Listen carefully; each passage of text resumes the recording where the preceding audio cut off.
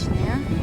Yeah, I can see you now. Yeah, this is Sharon dancing on the steps as we walk along the beach.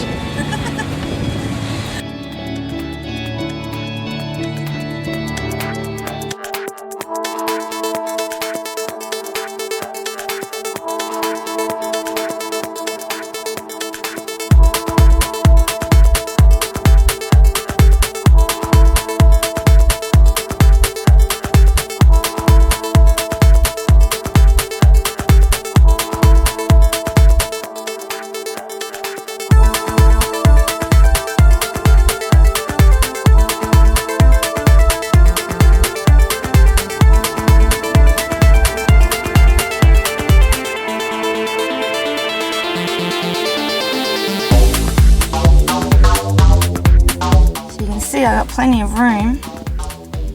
This is inside the swag, the Sahara Nomad swag, king single, and I've got plenty of room, even adding the extra mattress, because I'm all about the comfort.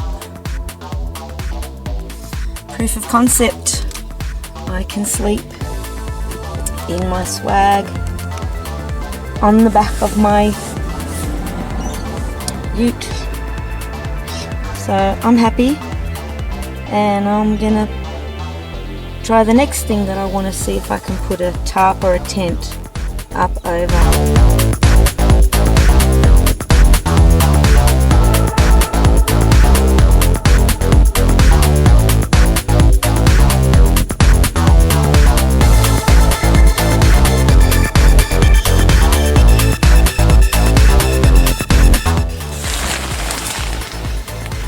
What I've got so far, but I can see a problem straight away. Where's my thing? That. Okay. I'm not after shelter from the rain. The Sahara Nomad swag is waterproof. What I'm after is some privacy, so that I can come in and I can sit over here, and I can get changed, or I can read a book if I'm not ready to lay down and go to sleep yet. So I'm really after privacy, but still this is going to be a problem. So I'm just going to spend a couple of minutes and see if I can fix that, and then we'll get up inside.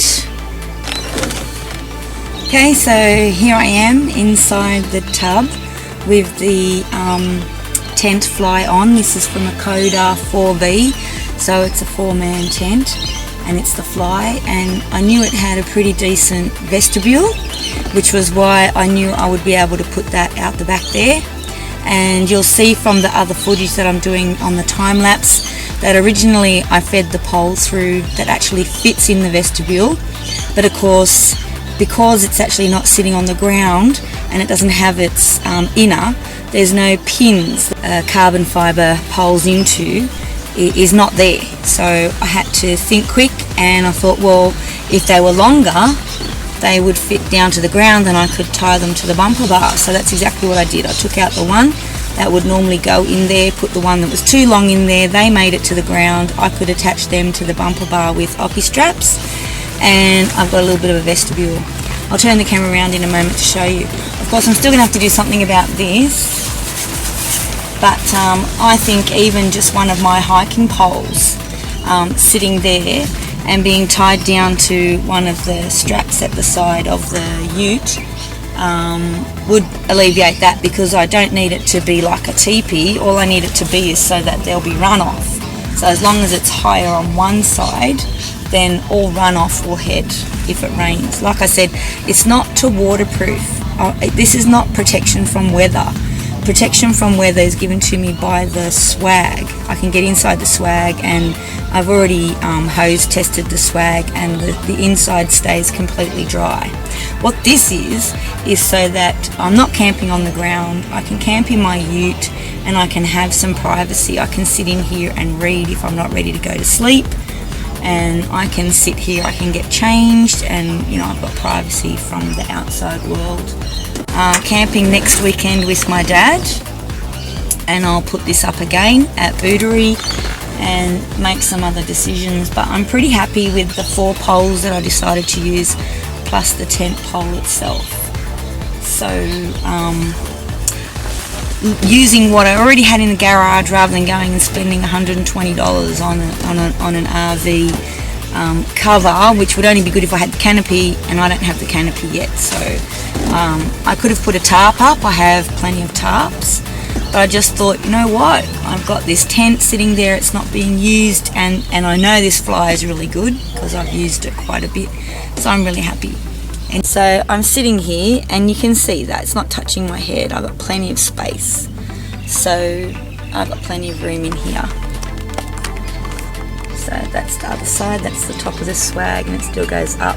And if I want to, there's windows, I can use them as they're intended. I can roll the flaps up on the outside, and of course I can, that side is still zipped up, that side's open, that's where I was getting in.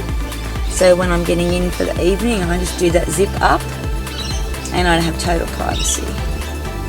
So for a bit of proof of concept, I am really happy with this, and I'm going to wrap it up, and now I know what to take with me when I go away to Bootery next weekend.